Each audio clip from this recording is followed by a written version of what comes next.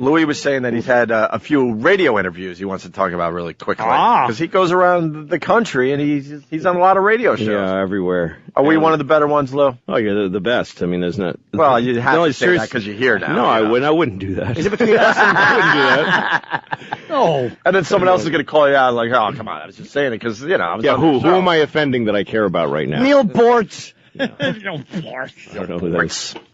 But no, there's both of these things happen on shows that I like, actually. And I don't even remember. The first one was, just see if you can guess who the person was in the room that did this in each show. You don't know the names, but the type of person it was. Yeah. Once I was talking about my ankle being worn out. It's a bit that I did. Heather Mills. And I go, I don't even understand that. Septic model. Exactly. Just talking about people with no legs. Oh, okay. No legs? You said ankle, so I was assuming. Ankle. Missing. Oh my God. I didn't say it was a home run, Lou, but I didn't realize. Better than a thirsty mouse. What? Thirsty mouth? Thirsty mouse. I think it's a thirsty mouth. That's what I thought he said too. Thirsty mouse. Yeah. Maybe I ought to leave the mice jokes to Jimmy today. I'm sorry, Lou. Go ahead. They're in his wheelhouse, I think. Yeah. No, I was talking about being 40. Now I'm 41. And how when you go to the doctor, they don't try to fix anything anymore. I go to the doctor because my ankle hurt for 3 months, and the doctor just says, yeah, your ankle's worn out. That's all. Wear and tear. Just take lots of leave. Yeah, that's what he said. And I'm like, well, what if I was an athlete? And he says, well, you're not an athlete, so no. So we don't have to worry keep about those options off the table. And so I'm grousing about that and getting some laughs. And so a person in that studio, this was on the radio, on the phone, goes, really? Because I would think at 40 you would still be getting some solutions from the doctor. The hole. Yeah, isn't that weird that it was... The hole. The chick. I mean... They insist just shuts, and all the laughter stops. Yeah. I would think that at 40 the doctor would still come up with some options for you there. Thank you. Why did... Fun kryptonite. And so there's a pause, and then I go... Yeah, he didn't, is what I'm saying. Where I'm going with this is that he didn't. That's the engine of this piece of comedy. That's how it functions, is that it didn't. Get it, dummy? What are you helping by correcting the piece of comedy? You would think. The whole point of any piece of comedy is that you're inflating and exaggerating to a comedic effect. So it's the easiest thing to cut the legs out from under it. It's the easiest, stupidest, most worthless thing to do. I hope you gave her this speech. No, I didn't. I just said, I packed all of that into, he didn't is what I'm saying. Yeah, right. And I just sat there so mad, and then the rest of the interview, I'm just like, yeah, and just answering questions, yes or no, and I just want to get off the phone. Well, she doesn't understand because, again, we've said before that when certain holes just leak brains and humor out of them. And that's why when they're on a radio show, they just get up and their seat has funny on it, but the mic has none in it. No, it's like the fun of the show is a balloon, and she literally put a vagina on the side of the balloon and let the fun out. They insist on having the women part of these morning shows. And then there was that was somewhere in Pennsylvania. I don't remember where. And then there was a show in Albany, and it's a show I really like doing. But we're talking about my kids, and I go, yeah, I've got 2 kids, and I'm divorced now, so I have my kids with me by myself all the time because we share custody. And it's hard. I have to have I had to take a dump the other day, and I had to do it. Can I say that? They're not going to. Oh yeah. I had to do it with the door open because I got 2 kids to watch. Nobody else is home, so I can't unless I'm going to gather them into the bathroom to watch Daddy take a poop. I've got to have the door open while I'm watching the kids. Right. And she goes, same person, basically, just keeps moving other cities within the same morning somehow. Same genitals, same different day. show. Yeah. She goes, really? Because your daughter's 7, I would think that she could take care of herself while you're doing that. Oh, my God, that's not the point, Oh, you my idiot. God. That's not the point. And I was like, well, yeah. And then I went the other way with that one. I'm like, okay, that's how you want to do your show? Yeah. It's like, yeah, no, I guess that's true. I guess she could have.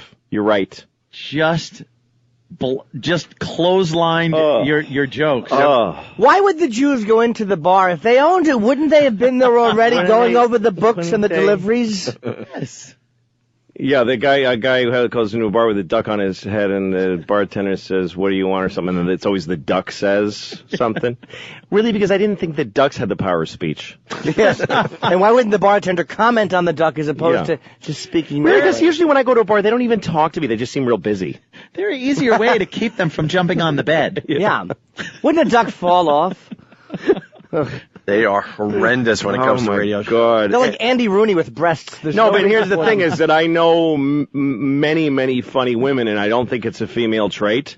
No. But no man has or will ever do that. No. In the history of my life. You kind of know what's going on, and because only a hole would be that dumb. But as a sex, I don't believe that it's a trait. No, I just there's an improv, which is a boring art, but there's art to it, it's called yes and. That's the rule of improv. It means that if somebody posits a idea, you don't say nah, because you've just destroyed the whole show.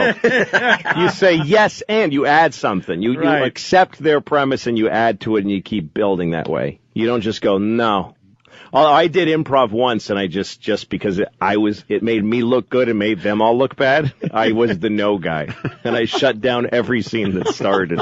They're like, "Oh, sir, isn't this the restaurant where everybody's crazy?" I'm like, "No, it's a fine restaurant. There's nothing going on here." Oh, okay. Could you please tell me where the silly restaurant is? I never heard of any place like that. Yes. Why would anyone go to a place like that? Wouldn't you want to eat something? Yeah. And everybody just, But I got huge laughs. I'll have the steak then. That's hilarious. Oh, is that really great? Good. Screw them. You think improv's it is a little bit boring, isn't it, most times? Yeah. A lot of times I've seen improv, it's very good. No. All right. Stupid holes. They just wreck. Why are they such a staple? Oh, it really is. Now, Anthony. But really, even more than that noise, it's that thing of like questioning what is the value of that? What do you think? Is this like the 60 minutes of my bits? Is this like you're exposing my bits so that they won't work and your show will be boring? We looked into Louis C.K.'s bit and found he wasn't being completely accurate.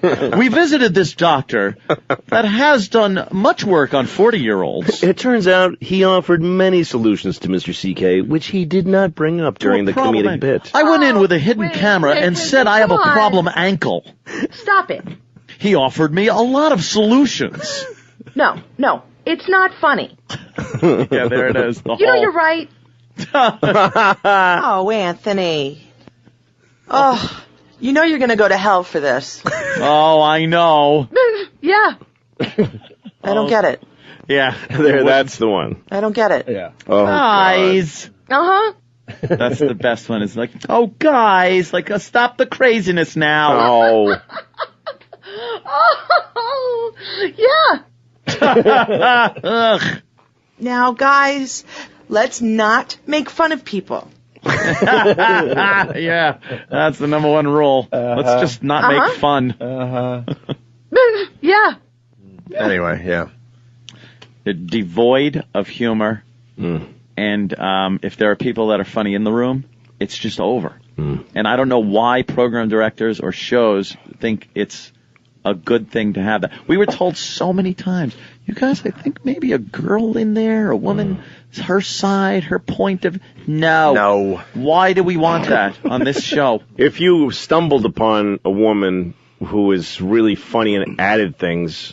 then maybe you'd put her on the show, but to have somebody because that's the way they get put in is, you're here to be on give the women a side of the show, which has to be contrary, has to be just worthless and shutdowny. Because the women will look at you like you're keeping them in control. The guys think they're in charge, but we all know who's really in charge here. Gang rape on the console. Show her who's boss. We just like doing horrific things to women on our show. Not having them as an equal to what we're trying to do every morning. We doing here. Yeah.